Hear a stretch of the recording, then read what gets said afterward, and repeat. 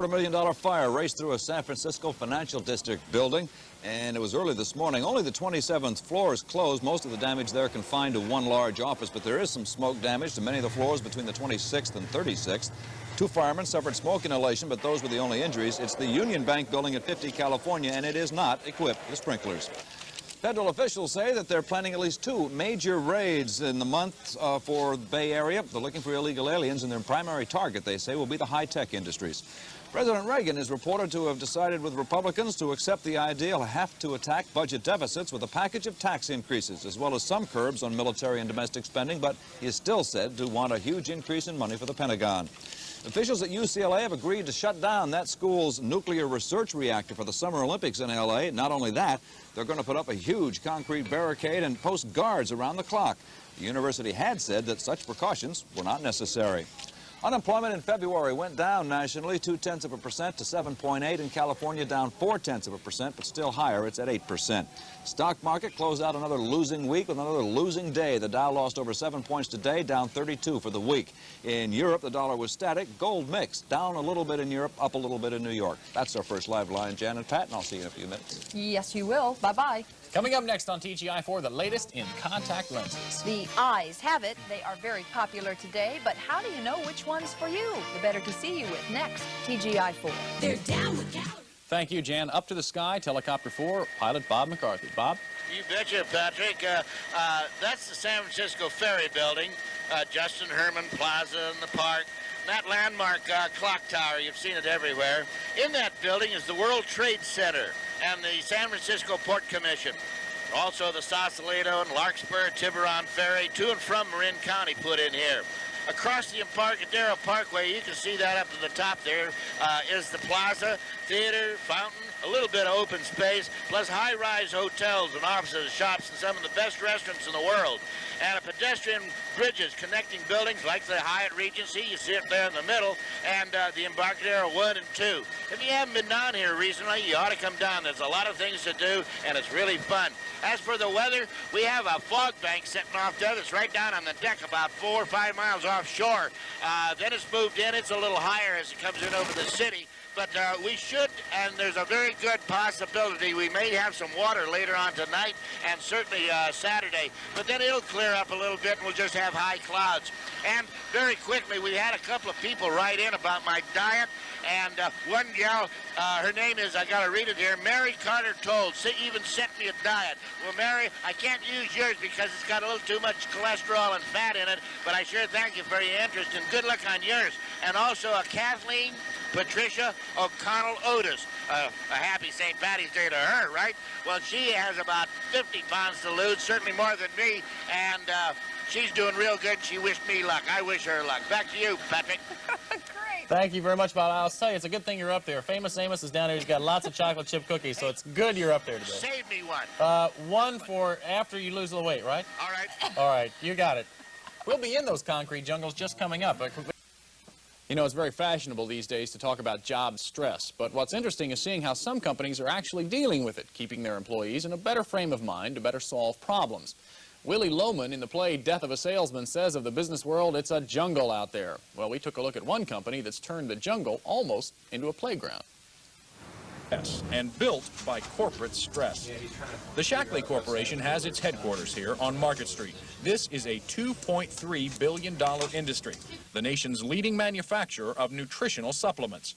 It takes hundreds of sleepless nights, millions of fast meals, and countless cigarettes to make a company this strong. To keep it strong takes this. I think fitness increases productivity through developing positive attitudes within the employee. They feel better about themselves, so they feel better about their employer, and they want to work a little bit extra. 5 years ago, when Shackley moved to this office building, thousands of square feet of prime office space was given up to this fitness center. Employees are not required to take part, but they are almost made to feel like they should. They're given lockers and workout clothes, which are laundered for them and put back into their lockers. There are incentive programs to keep fit and exercise plans tailored to each worker. It's not possible for every corporation to build an in-house gym for its employees, but there are little things done here to reduce the workers' stress loads that most companies can do. For instance, each floor has a color scheme different from the one above and below it, so staffers will know the difference between the 4th and 34th floors. Most phones here chirp rather than ring. There are fresh flowers on each floor, and perhaps most impressive, there are works of art on each level, like these photographs by Ansel Adams.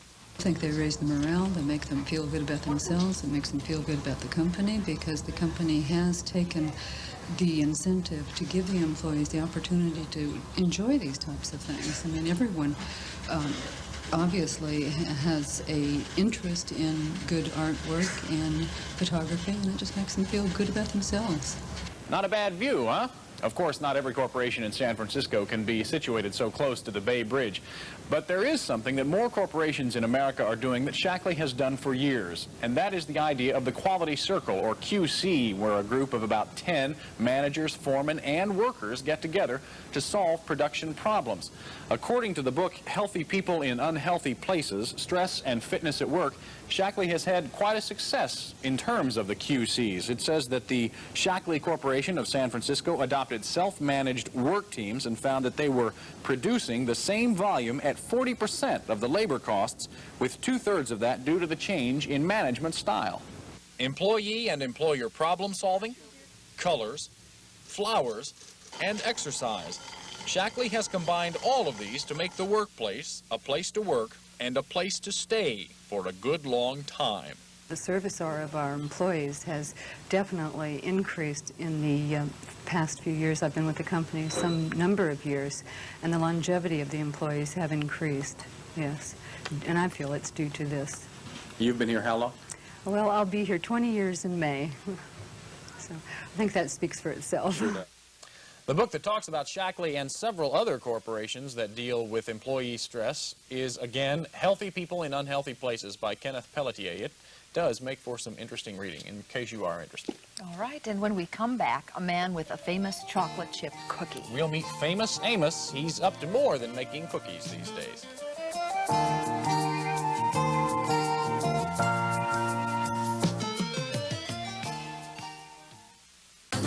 Come and save, tell a friend, come and shop, tell a friend this is where the savings don't stop.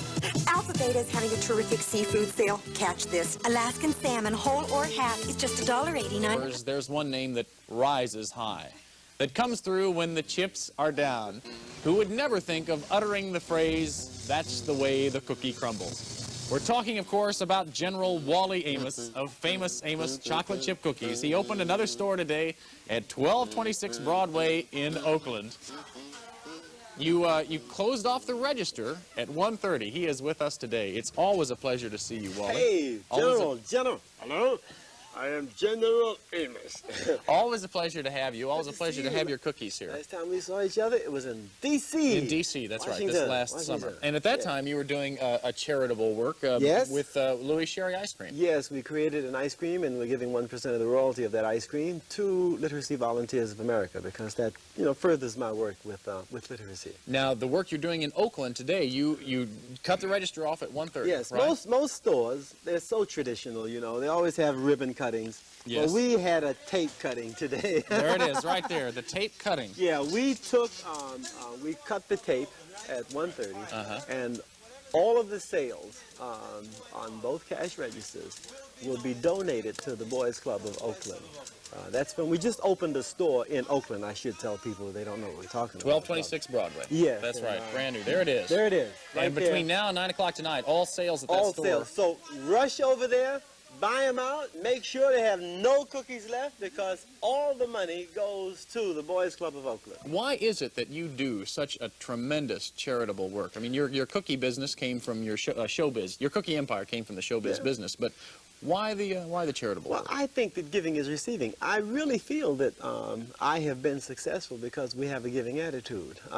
You give to the community. I am the community. I'm a part of Oakland. I'm a part of San Francisco. I am a part of this universe, of this planet, and I want to make it a better place to live. I want to help people. There is the Literacy Volunteers of America and now the Boys Club of Oakland. Yeah. Tell us about the Literacy Volunteers. Well, literacy is not if you can't read, man. I mean, you know, reading is, that's the foundation for a meaningful life. And there are over 26 million people in the United States who can't read. There's a large percentage of people right in Oakland, here in San Francisco, who cannot read. So I travel throughout the United States letting people know that it's just something that they never learn how to do. But you can always learn. You're never too old to learn how to read. All you got to do is want to learn.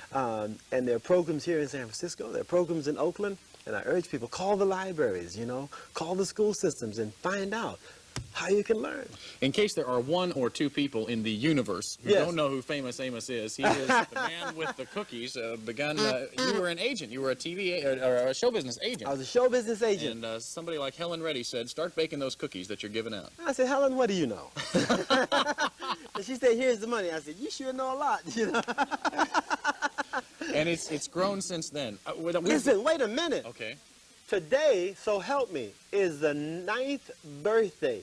It was March 9th, 1975, that we held our very first coming out party in Hollywood, California, on Sunset Boulevard. Year. Well, that's impressive. Today. Last time I was here, last time you had my daughter. That's right. We debuted his daughter the last time, and in fact, we have an update on that. The last time Wally was here, we showed his daughter, and now this is... My daughter is the little one. My wife, Christine, and holding your daughter's Cerre. name is Cerre? Spelled with an H. She's 6 months old now. Look at that. Oh, wait, she's got no clothes on. Hold it. Oh, Sarah's going to kill. Oh, years from now, when we she sent this out these. as our Valentine, and I think it's so cute. Look at her. She's just adorable.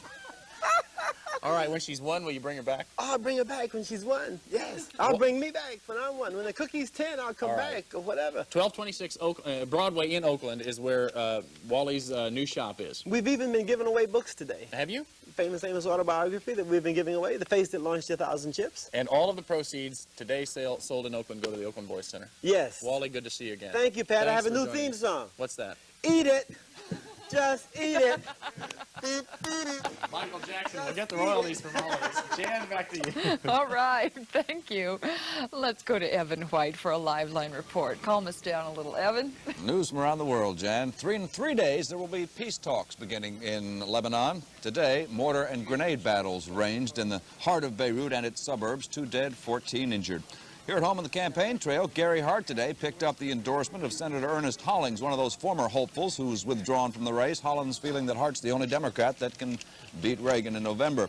The president, meanwhile, is holding out for increased defense spending in his negotiations with Republicans toward cutting the budget deficit. They say he is now more willing to talk about tax increases and restraints on military and domestic spending, but his emphasis is on domestic, not military cuts.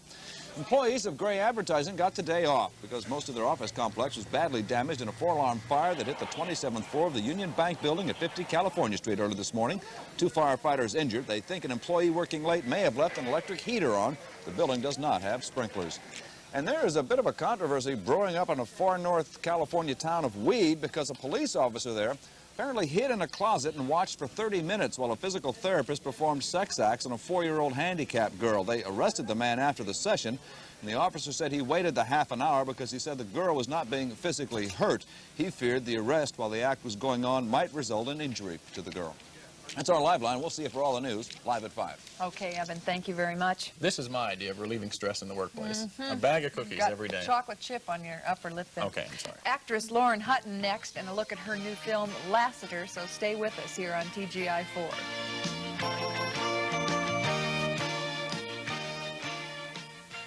It takes a great deal to become California's #1 volume Ford truck dealer, and even more to stay on top. Like brand new Rangers, only $129 a month, and at least a $3,000 guaranteed trade-in on your old car. And recently, she took time out from her busy schedule to talk with our entertainment specialist, Peter Citron. Lauren Hutton is an actress who worked her way up from mediocrity to playing a femme fatale opposite Tom Selleck in the new film Lassiter. And oh yes, as you'll see, Hutton is a little off the wall. But first, the route she took, starting with modeling. And I just sort of lucked into this model business. I had never, you know, I see my mom's Vogues, but it never occurred to me I could be one of those creatures. And when I found out how much money they made, that's when I sort of threw myself into it. But I always looked at it as a job. And when I modeled, I spent 6 months in modeling and 6 months out in Africa or South America or Asia somewhere. So I really, traveled as much as I modeled. Then the movies came up, and at first I didn't enjoy it because I didn't know what I was doing. I was frightened, and I wasn't working in particularly good movies. And then I liked it, so then I started studying. And you studied with some of the best. Yeah, sure did. And this industry is not the kindest to people, especially people who are very attractive with little experience. It must have been fairly vicious at the beginning. Get her up there and let her fall on her face. Yes, well, they don't have time for anything else, and it costs, what, $80,000 a day to make a movie, or maybe more now? I mean, it was just really shameful of me. Once I was a real big dilettante. And, to just think you can pose your way through a movie because someone's asked you to be in a movie, they really shouldn't ask unless it's a real art and craft and difficult. You have to do something over and over 30 times. You have to be able to craft it so you can start in the beginning, in the end of the movie, the first day of the movie, and, everything out of sequence. It's too bad that they throw people into it without knowing what they're doing. And I'm very sorry I didn't just quit modeling and go on the stage and learn that way, because that's the best way to learn. Do you feel any... Well, thank you. Well, we're cleaning here. Didn't they teach you? I'll take that. No, you got to get the lipstick off the teeth here. Okay, there. Is it done? That's better. Thank you. That's important in the middle of an Good guy, interview. Peter. Well, I just wanted you to look proper. I don't know where to put this. Don't tell me. Well, I don't know if we should blow the image right off, but Lauren Hutton is glamour, and here you've taken a bite out of a flower. We've seen you drink beer from a bottle. Which one is really you? Daisies don't lie. That's what I'd say. Okay, so... Cute bunch of hair you got there, Peter. It comes with the body, and we can't separate the set. If you want the hair, you get the rest of the package. All right, I'll behave. Go on. In the film, you play less than a desirable woman, at least as far as her morality is concerned. That must be a wonderful type part for a woman who has a glamorous background. Yes, little Miss Goody Two-Shoes. I had a great time. It was fun. I got to put fingernails, all big, long fingernails. Got to take Coke. I would take Coke with my fingernails. It was actually snuff. Thank God. And she used champagne swizzle sticks, and I had veils and feathers and hairs and bust pads. And it was good. It was fun. And she really enjoys and has a good time being wicked. And when people hear you've worked with two of the leading sex symbols of our time, Richard Gere and Tom Selleck, they must want to know who's better. Tom tells better jokes. He tells much better jokes. Richard's a better dancer. Richards, that's not what people want to know.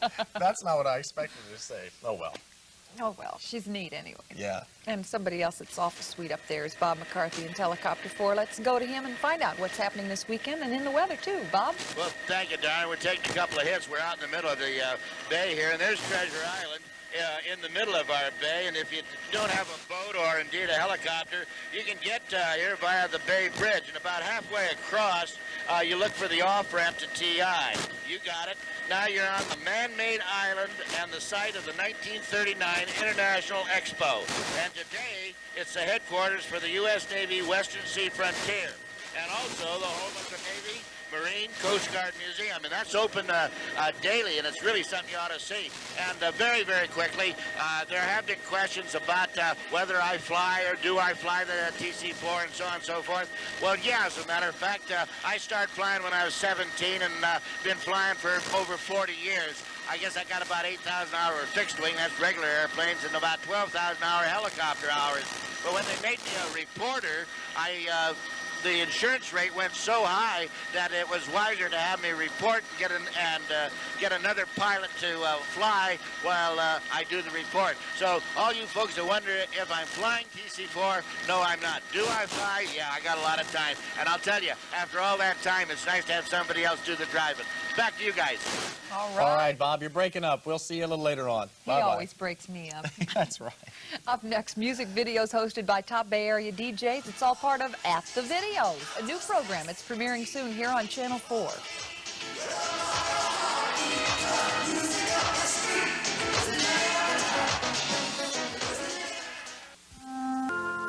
Friday videos. It airs at 12:30 a.m. on Fridays. But today we have good news for those of you who like to retire a little earlier than that. This weekend marks the debut of a new show here on Channel 4 called At the Videos. Tune in for it tomorrow.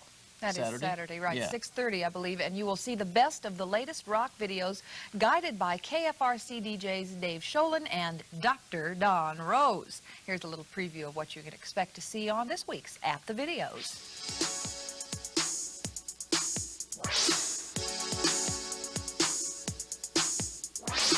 At the Videos tonight, you'll see the hottest and latest. Don't you realize that videos are the pop art of the 80s? I can remember just not too long ago that every video you saw had either a bunch of guys that looked like Nazis or a bunch of ladies that had whips. But now all of this creativity is going into the videos. It's big.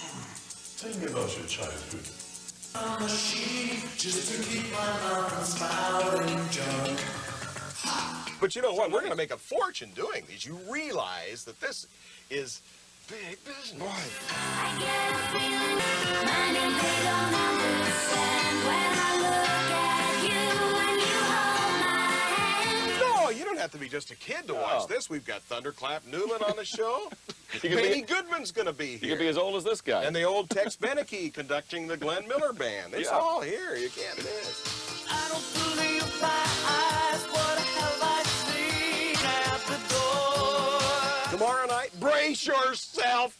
You know that we have a mild-mannered guy all of a sudden that turns into a maniac right on stage. Yahoo.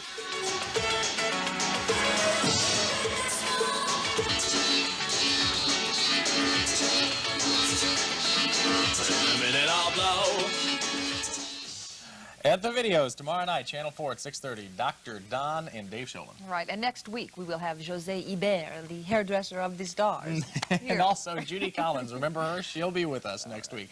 That's all the time we've got for now. Have a great weekend, everybody. See you later. Bye-bye.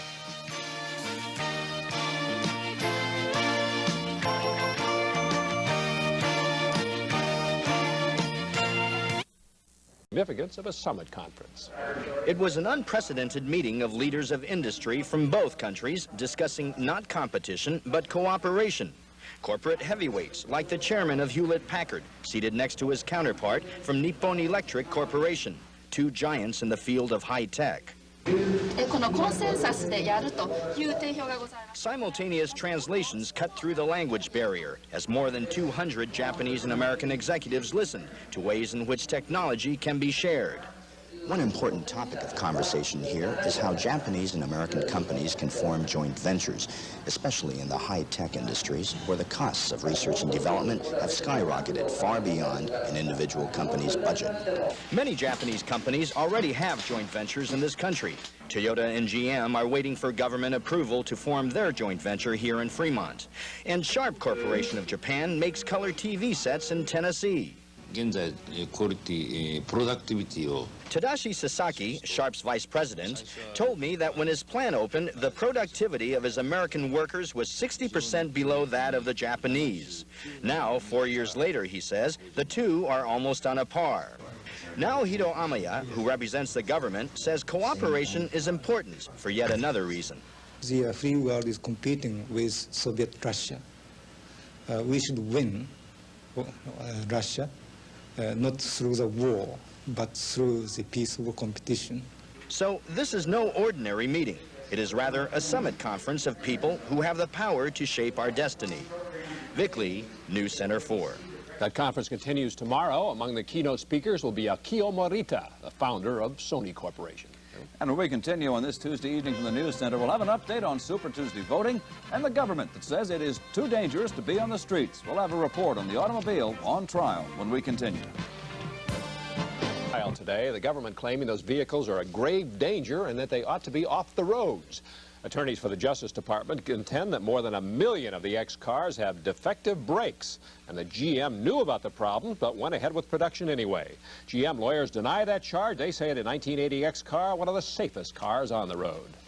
Now, we've got another one for you tonight. This time it's a San Francisco man who's living on his own version of a consumer horror story, on the receiving end of someone's attempt to reach out and touch someone, this time to the tune of $20,000. News Center 4's Rebecca Corral found out this sort of thing can happen to any of us, and in fact affects all of us. Mark Bradford uses his home phone a lot, both for work and personal business. But he doesn't use it $20,000 worth, and that was the size of his phone bill last month. Well, when I first saw it, I thought I'd ordered new checks from the bank because that was about the size of the package. How much does that weigh?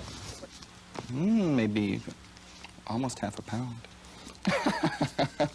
It didn't take Bradford long to figure out most of the calls weren't his. Calls are placed all over the world. They're placed to Japan, to the Philippines, to Panama, to South America. Somehow, someone got a hold of Bradford's phone credit card number. Have you ever given your card to anyone? No. Either it was overheard or they said sometimes they're just guessed. Obviously, your credit card number can be stolen without you even knowing about it.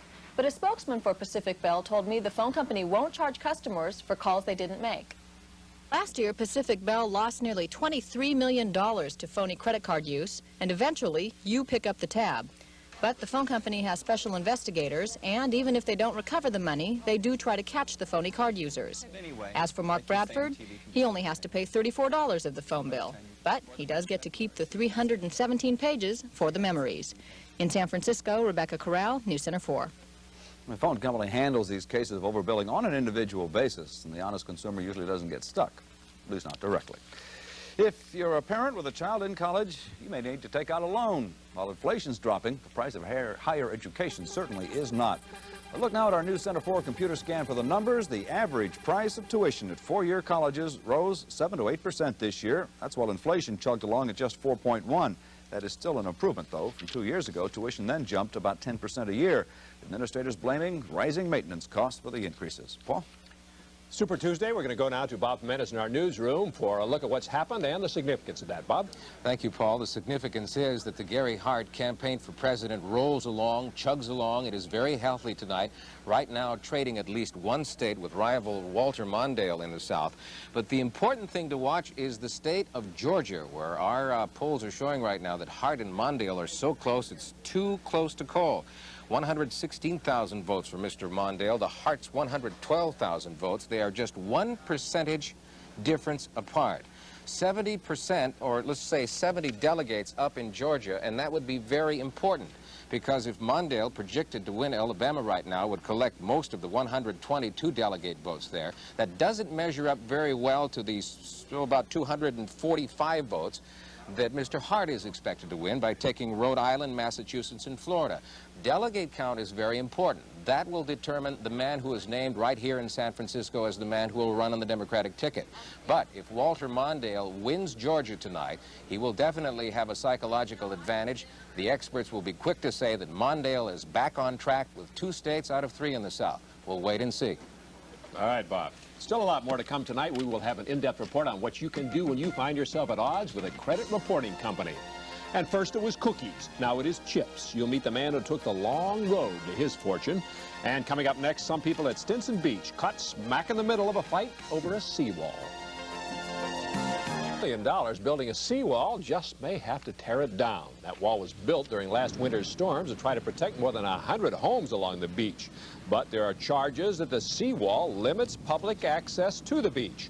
And so the Marin County Planning Commission telling the homeowners they'll have to give up more of their land for public access if they want to keep that seawall. Well, we all certainly know we got wet today. Sam Allred said about 1/2 inch we should expect. Well, it seemed like it was about 1.5 tons, but what did we get, Sam? I'll tell you, I was out at Berkeley, and boy, was that rain coming down. To keep your credit rating clean, you still may be in trouble. It all depends on what the credit reporting companies are saying. The people here are excited. Just wait. Still ahead tonight on News Center 4, a profile of a chocolate chip cookie maker who finally made his fortune with another kind of chip. And in sports, Tom Nettles reporting on the change of command for the Invaders. And we expect to go to Ginger Rutland live in Sacramento with some comments from the governor on his veto today of the gay rights job bill. All still ahead tonight. Paul? Security used to be a... can account for almost half their business. We use our News Center 4 computer scan for you to credit. You really are your own best friend. The police, the merchants, the credit bureaus, even the credit criminals, they've all got their own agendas. The only person who's looking out for you is you. And we hope we've helped you a little bit to learn how to do just that. Ginger Rutland has just returned. Back when Amos wasn't nearly so famous, and Mrs. Fields was still a miss and working as a stewardess, Fred Pood, an IBM man turned deli owner hooked up with 2 Sausalito waitresses to make chocolate chip history. I feel that we were the founders of an individual, giant, high-quality, in an apothecary jar cookie by a cash register. You know, you may have been in stores or restaurants lately where you've seen these giant glass jars with a giant size. In 1972, the Pine Street Bakery was the darling of the media, and the sweet smell of success permeated the tiny Sausalito bakery, making the giant homemade chocolate chip cookies. It was the beginning of a national addiction and a new career for a refugee from the corporate world and one of his new partners, Nancy, on the right. And we met and fell in love, and the cookies were created, and I sold the deli and started delivering and selling cookies, and it went out the roof too. It was great. It was also very successful. By 1974, they were selling all the cookies they could make, 24,000 a week, until the jump in sugar prices caused the cookie and the marriage to crumble. My ex-wife and her partner, their only solution was to raise the price of the cookies, which I disagreed with, and they fired me. And 6 months later, I had lost 75% of their business. And you lost a wife. I lost a wife, I lost a business, I lost a lot. While others were left to cash in on the cookie craze he helped create, Fred Pood was broke and went back to the computer business, where in 1978 he hooked up with a company that had a new 5-inch floppy disk that he thought might do a little bit better than his 6-inch chocolate chips. It was WordStar, and it became the world's largest word processing product ever. The company he helped start 6 years ago is now a $45 million a year business, which is just about to go public, just as Fred has gone private again. I'm not retired. I'm on vacation, and that's a big difference to me. I really want to get into something else, do another business, find something, play in the world. The deli, the old bakery, and the computer company are now someone else's dreams and headaches, while Fred relaxes with his new family and searches for the next right product for the right time. The key, if you will, is to enjoy yourself. Find something that you like to do, and then have an intention of what you want it to become, and that's what made it for me. This is Mike Cerre, News Center 4. Well, Fred's not sure just exactly what his next project's going to be. He does say he's going to have fun doing it. I'll bet he will. Stay tuned tonight at 11 o'clock at Update. We're going to have all the details on this Super Tuesday. We'll have live reports from our Kevin McCullough in Boston and from Rollin Post, our political specialist in Atlanta. See you then. Good night.